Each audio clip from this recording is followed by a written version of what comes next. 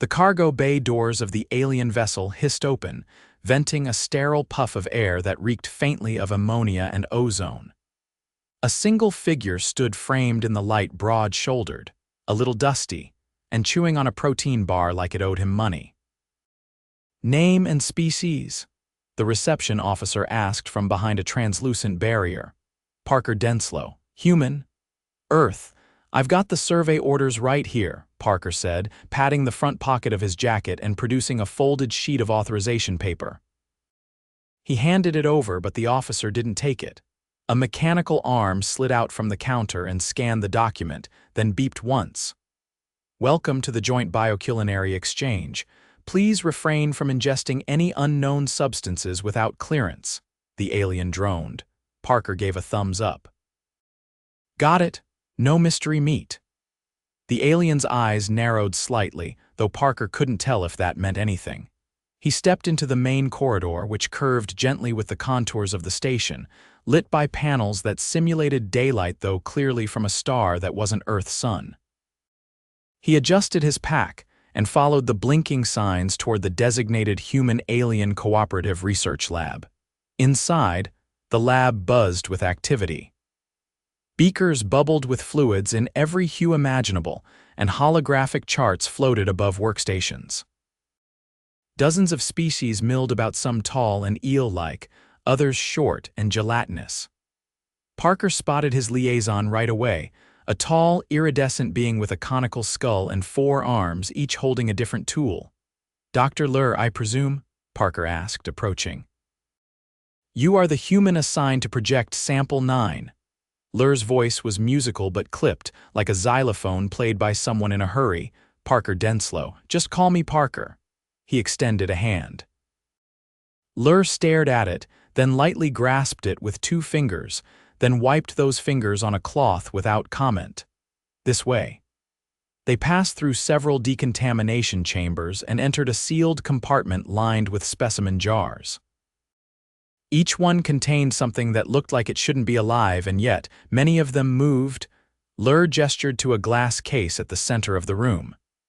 Inside, nestled in a temperature-controlled pod, was what looked like a lump of waxy coral, pulsing faintly with internal light.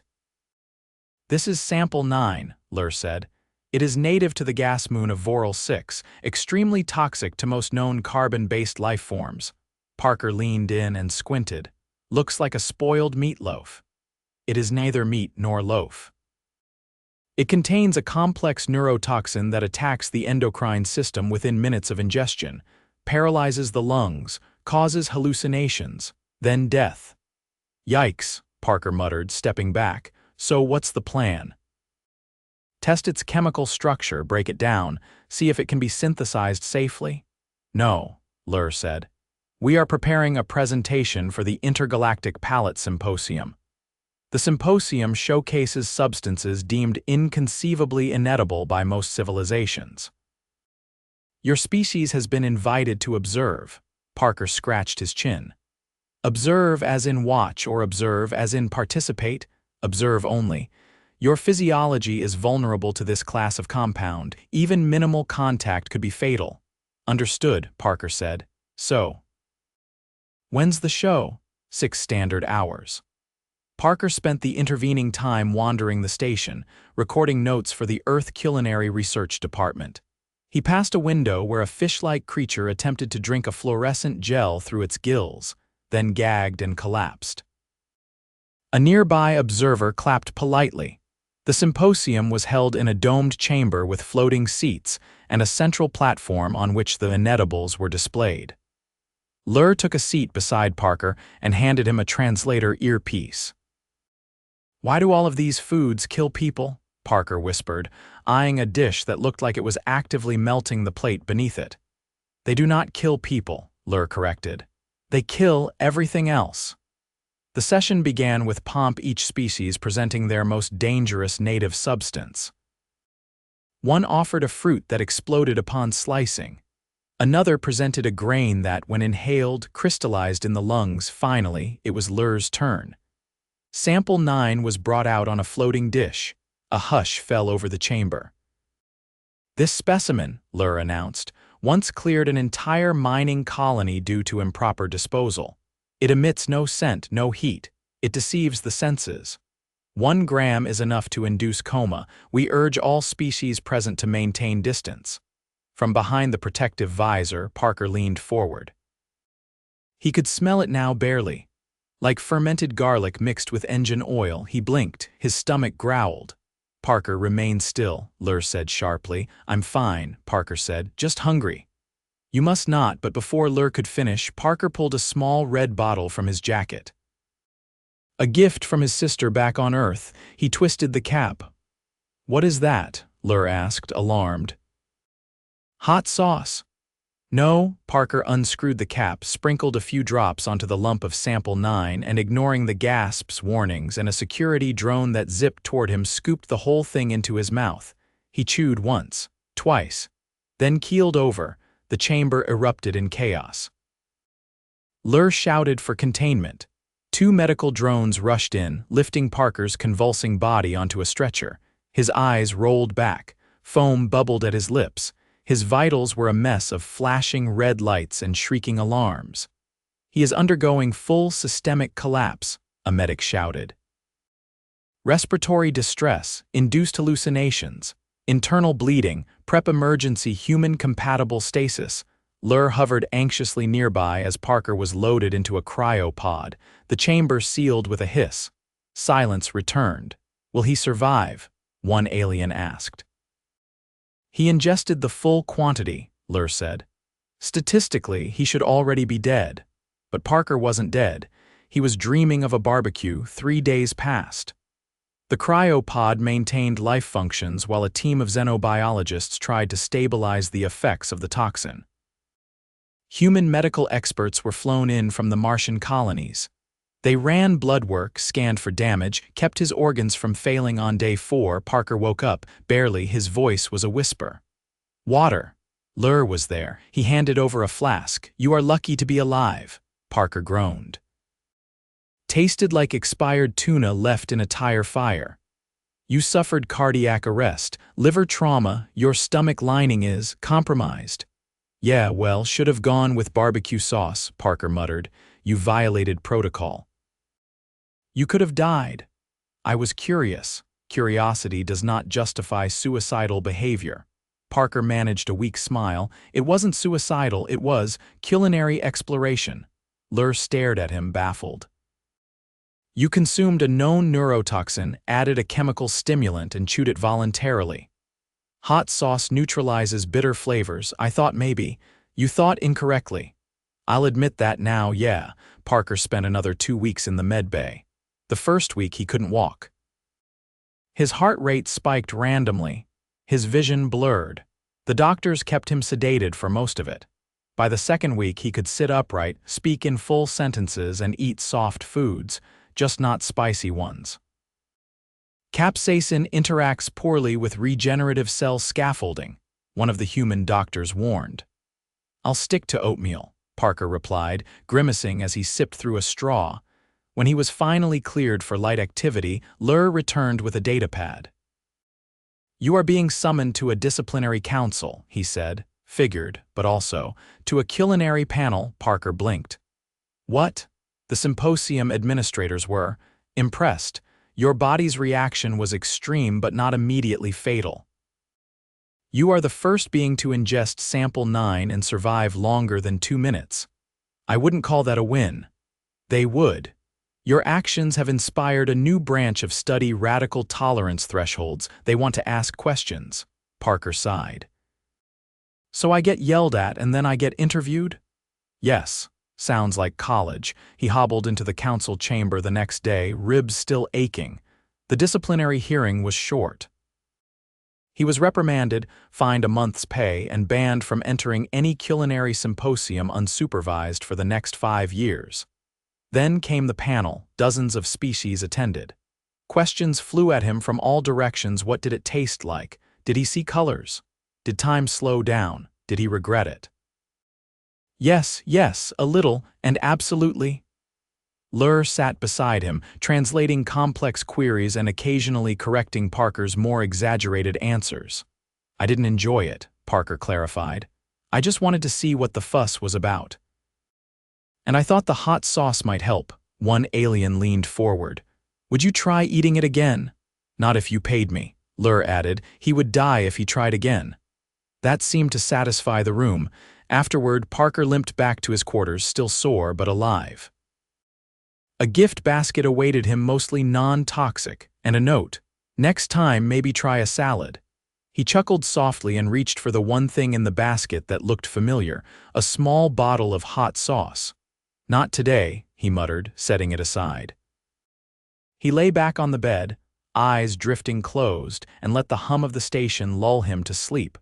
Parker's hands trembled as he lifted the spoon. Not from fear, he insisted, but from the lingering effects of the antitoxin injections. His fingers hadn't fully stopped twitching since the third dose. Your grip is unstable, said the creature beside him, its eyes blinking in a slow ripple pattern as it observed him through a circular lens. You are still neurologically compromised. Parker lowered the spoon halfway to the bowl and gestured vaguely. I've eaten cereal with worse hangovers. You should not be eating cereal until your neuromuscular coordination is re-established, the alien replied, adjusting a thin wand-like device toward Parker's temple. A soft chime rang out. I'm just testing the waters, Parker muttered, then blinked. Wait, that's not a pun. I'm not testing water, it's just soup, sort of. Your idioms are not relevant, the alien said without a trace of amusement. Its name was Venel, a nutritionist from the Drawl Confederacy with a specialization in post-toxicological sustenance recalibration. It had the posture of a coiled spring and the patience of a museum security camera. The bowl in front of Parker contained a thick, beige paste that smelled faintly of paper. It was the only substance deemed safe for him that week. I thought you people had taste bud simulations, Parker said, poking at the paste. Can't you make this taste like strawberries, or literally anything? Venel lifted a small vial and added 3 droplets of something translucent into the bowl. This will mimic a low-frequency berry compound without triggering your damaged receptors. Parker took another spoonful. He chewed slowly. Still tastes like damp drywall, he said. That is an improvement over your previous description. Parker leaned back in the reclining chair, letting the light from the ceiling panels wash over his face. His eyelids fluttered, then closed briefly. How long do I have to stay under observation? You remain an anomaly, Venel said, tapping through layers of Parker's bio-readouts. Your hepatic enzymes are adjusting to compensate for unknown compounds. Your digestive lining has restructured in ways our models cannot predict. I've always been a trendsetter, Parker said, then winced as a cramp twisted through his side. Okay, that one felt like a trend ending. The door to the medbay slid open with a soft tone. Lur entered, flanked by 2 smaller beings that resembled ambulatory sea urchins. Their spines glistened under the lights, pulsing at regular intervals. Are you stable enough to sit upright for more than 15 minutes? Lur asked, ignoring the empty bowl. Define stable, in this context, not actively dying. Parker gave a thumbs up with his left hand. It wobbled a little. Close enough. The symposium board has requested a secondary analysis. We need a fresh sample of your saliva.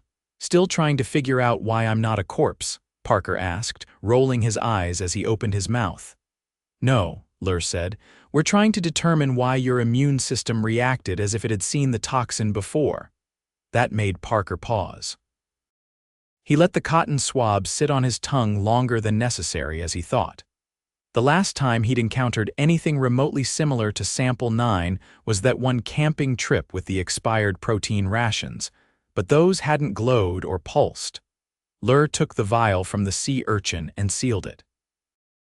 We've compared your response against the profiles of every other species in the database. No matches. Your blood adapted mid-crisis. It started producing new antibodies within 18 minutes. Venel interjected without looking up from her screen. The average immune response time for that compound is non-existent. It bypasses detection. Mine threw a tantrum and started rearranging the furniture, Parker muttered. Lur nodded toward the door. Come, there's someone who wants to speak with you. Is it another board of alien doctors? No. It's a chef, Parker blinked. Why? She believes you may have discovered a method to deactivate the compound's lethality. She's requested a culinary debrief. That's a phrase I never expected to hear, Parker said, struggling to his feet. Give me a minute. I get dizzy if I move too fast. You've stood up too quickly, Venel said flatly. I like to live on the edge. As Parker followed Lur through the corridor, the lights dimmed slightly to match the station's artificial dusk cycle. Aliens passed them in slow, deliberate patterns, many giving Parker long looks. Not hostile, not exactly curious, more like they were watching a creature that had recently walked out of a fire, shrugged, and asked for a towel. The chef's quarters were near the botanical wing, where plants grew in spiraled glass towers fed by mineral vapors. Inside, the kitchen resembled a laboratory crossed with a sculpture gallery. Blades hovered magnetically near the ceiling, and a dozen ingredients floated in stasis bubbles, their colors shifting like mood rings.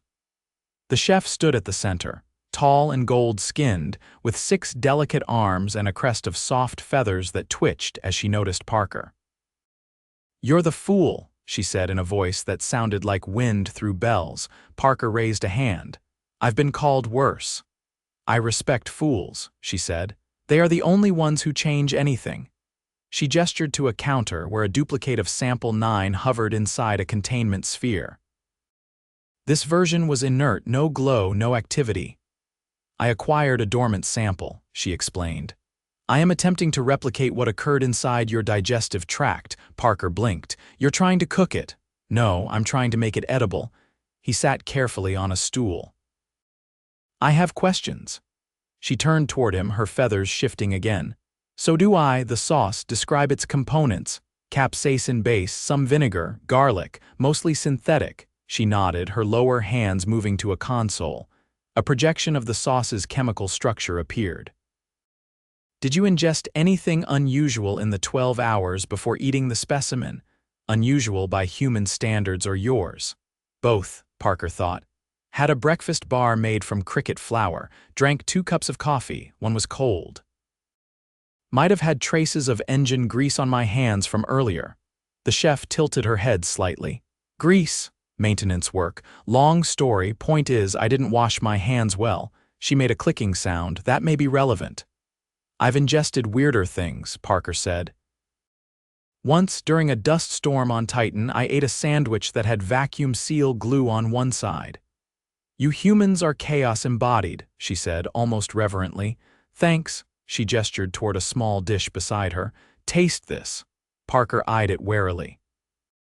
"Is this going to land me back in the med bay?" "No, it is an analog, structurally similar to the compound but without the neurotoxic agents." He dipped a finger in and tasted it. It was bitter, then salty. Then it hit the back of his throat with a slow burn that reminded him of wasabi. If wasabi had been offended first, he coughed. "That's aggressive." "Your body didn't reject it. It thought about it." She turned to Lur. "He's a viable baseline for recalibration." "I want to develop a hybrid." Lur's eyes flicked between them. "You're proposing a dish, a controlled fusion. One that preserves the flavor profile but removes the lethality. If achieved, it would be a culinary event unlike any in recorded galactic history." Parker raised an eyebrow. "You want to serve a version of something that almost killed me, to people?" "Correct," she said. "Safely, with flavor intact." He rubbed his temples. "I feel like I should be offended, but I'm also kind of flattered." Lur folded his arms. "You will not test any prototypes." "Wasn't volunteering," Parker said. "Already paid my dues." The chef's feathers fluttered. "I'll need tissue samples, gastric enzymes. A full dietary log of the past 6 months. You're really going all in." "This is what art demands." Parker leaned back, staring at the hovering lump inside the containment sphere. "You know, I thought I was just showing up to take notes, maybe file a report. I didn't expect to be someone's secret ingredient." "You are not an ingredient," she said. You are evidence, Lur added, and a liability, Parker grinned.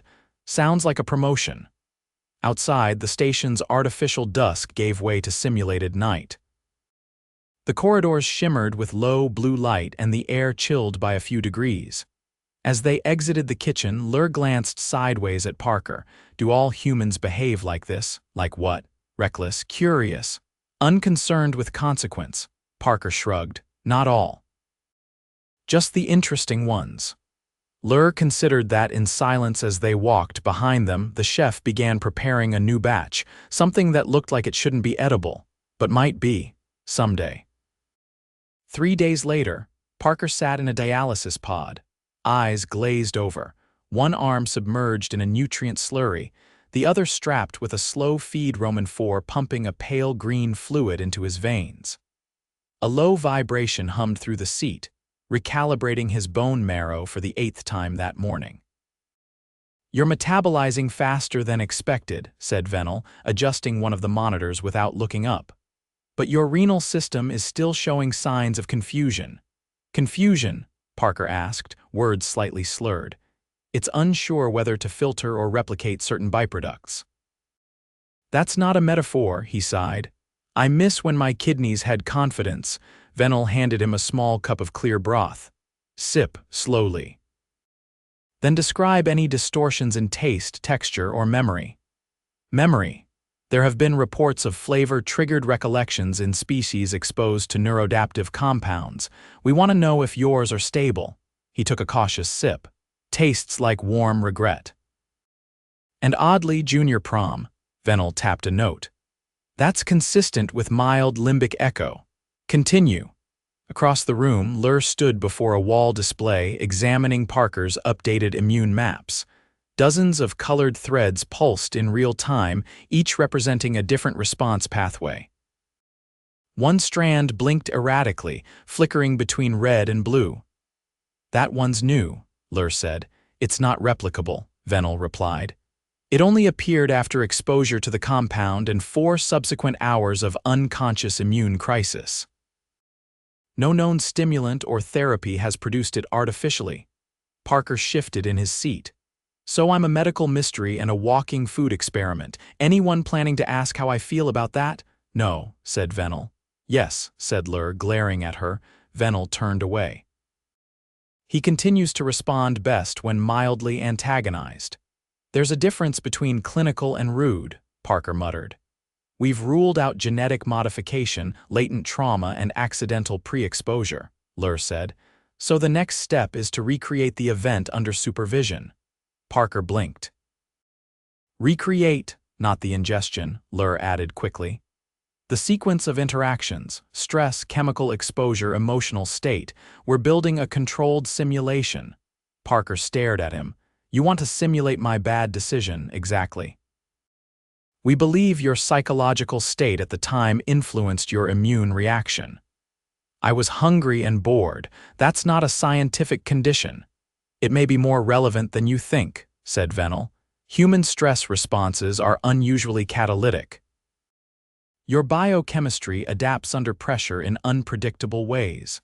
That's called being stubborn. To us, it's a form of biochemical improvisation. You override standard failure modes through sheer behavioral volatility. Parker narrowed his eyes. That was almost a compliment. Don't let it go to your head, she said, handing him another cup. This one simulates a low-grade fermentation profile. Tell me if it reminds you of anything. He took a sip. Tastes like my uncle's garage. And a little like betrayal. Interesting. Lur turned from the display. We've prepared a chamber adjacent to the culinary lab. It replicates the environmental variables from the symposium. We'll introduce similar stressors and monitor your response. Are you asking me to fake a near-death experience? No, we're asking you to be yourself. Same thing.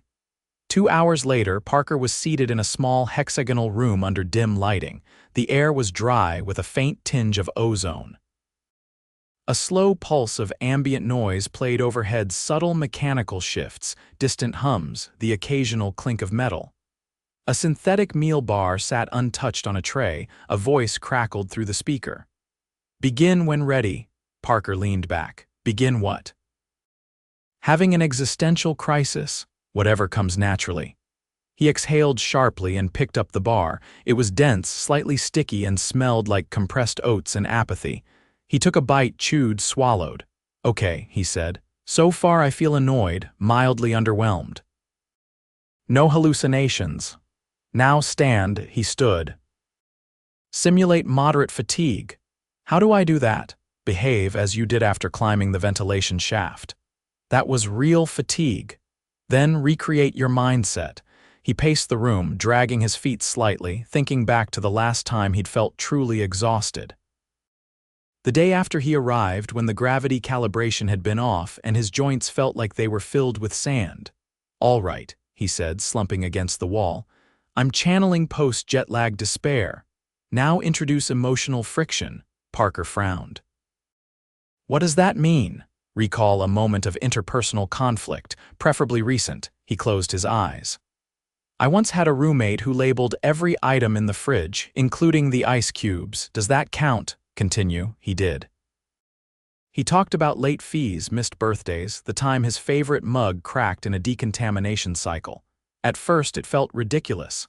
Then gradually his pulse changed, his skin flushed, and his head grew warm. Now, Lur's voice said, place your hand on the induction panel. He obeyed. The panel glowed faintly.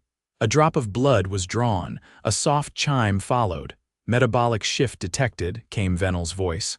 Cortisol levels rising, B-cell activity increasing. Parker kept his hand there as the light pulsated.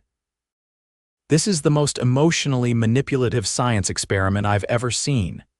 Human adaptation is intrinsically emotional, Venel replied. You respond to threat with narrative. I respond to threat with sarcasm. That is your narrative. The panel dimmed. The door opened. Lur stepped in with a tablet. You generated a partial match, he said. Not identical to the original reaction, but close. Your immune system primed itself again. So what does that mean? It confirms the theory, Venel said, following him in. Your psychological state during ingestion triggered an adaptive cascade. The hot sauce was incidental. The real catalyst was your behavior. Parker blinked. So I didn't survive because of some secret ingredient. I survived because I'm weird under pressure. Precisely, said Lur. That's disappointing and a little flattering. We are submitting the findings to the Intergalactic Medical Assembly, Venel said. Your case will be used to redefine adaptive logic in stress-induced immunity. Great. I'm an example in a textbook nobody can pronounce. You'll be credited as a behavioral outlier with annotations. Lur handed him a small data chip. This contains a full summary of your physiological profile. You're free to leave the medical wing. Parker stared at it. That's it. I'm done. Yes, Venel said, but we recommend regular monitoring and no further experimentation involving unknown substances. Trust me, he said, pocketing the chip. I'm retiring from culinary thrill-seeking. As he stepped out into the corridor, the lights adjusted subtly to his presence. A pair of gelatinous creatures passed him, one giving a small nod. Further ahead, a group of Avexian engineers paused their conversation as he walked by. Lur followed at a short distance. You've become a subject of curiosity. I'm used to that, not admiration. No, Parker said. Curiosity is safer. They reached the docking terminal. A transport pod waited, its doors open, ready to return him to the human sector. As he stepped inside, Lur handed him a sealed container. What's this? A culinary prototype. Non-toxic, inspired by your experience. The chef insisted. Parker turned it over. Inside was a small cube glowing faintly blue, suspended in a gelatinous casing. I'm not eating it, he said. You don't have to. He slid it into his pack. I'll keep it as a souvenir. The pod doors closed with a soft hiss. As the station fell away behind him, Parker let his head rest against the seat. No lights flashed, no alarms blared, no strange flavors clawed at his throat. For the first time in weeks, nothing was trying to kill him. He smiled, then immediately winced, his stomach growled. Definitely oatmeal for dinner, he muttered.